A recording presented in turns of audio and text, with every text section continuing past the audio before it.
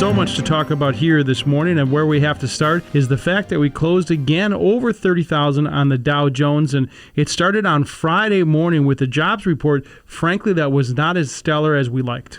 No, the jobs report was a little bit disappointing. Job growth, 245,000 in November, estimates for about a 700,000 increase. The unemployment rate did fall from 6.9 to 6.7, which was estimated to be that.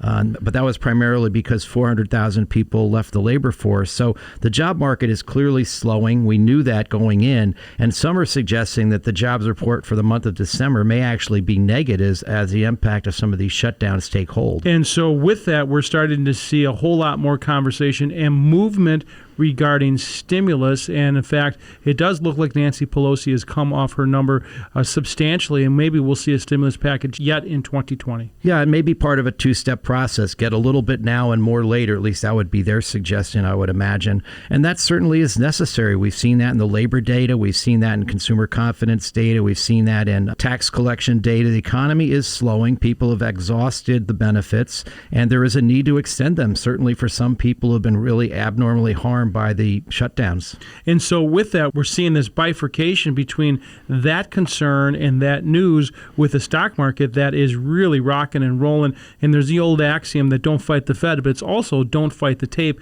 And the tape has got a whole lot of momentum right now. Well, Dave, as you like to mention a lot, the stock market is a discounting mechanism. It's looking to the future, not the past, because ultimately we're thinking about long-term growth. When you value a company, you don't base it on the next quarter, the next 2 quarters. You base it on 10 years. And clearly the economy would seem to be in a much better position a year from now than it is currently, and 2 years from now even better. So that's kind of what I think we're reacting to. Plus, we're also seeing a big shift in terms of asset allocation away from bonds towards things like stocks and Bitcoin and gold and so on. And that's also fueling this rally. Plus, as we mentioned any number of times in our pre-election segments, there were a lot of people sitting on cash awaiting the outcome. And now that we have an outcome, or at least we think we have an outcome, they're starting to put money to work. Well, we don't have full outcome, and that's the reason why all eyes are on Georgia, because after the election, the Republicans had somewhere north of 80% odds of winning one or both of those seats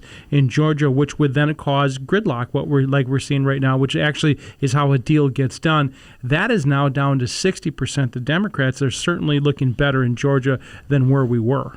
I saw some polls on Thursday night that suggested that... Well, be careful with those polls, though. I understand, but the Democrats were in the lead in both of those polls, and we know how the polls turned out in November. But certainly, whatever the outcome, it's going to affect tax policy, whether we see a rise in corporate income taxes, which could affect valuations and earnings and buyback activity and the rest, a change in personal income taxes, perhaps a change in estate planning and the rest, and also health care. What's going to go on with health care in terms of the government involvement. So there are lots of wild cards that can have huge impacts on your portfolio. And of course, the biggest one, and obviously, is what's happening with COVID-19 and the fact that a vaccine is just days away from being delivered. And as that gets delivered and how it gets delivered, we'll have to wait and see. But that certainly has the reopening trade continuing.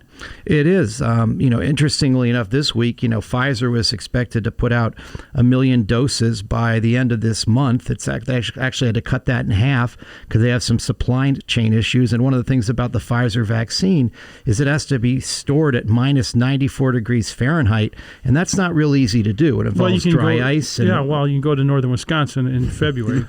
Well, but maybe that's their problem. It's December. Yeah. But in any event, this thing, these vaccines are going to get out there, but it's going to take a lot of time. And meanwhile, we're about to go through the coldest part of the winter. People think most of the population would have it by June of 2021? Well, yeah, they said like 50% of Americans could have it sometime in the second quarter of 2021. Now, you got to add that with people who've already had it, and you're starting to get to a herd immunity number.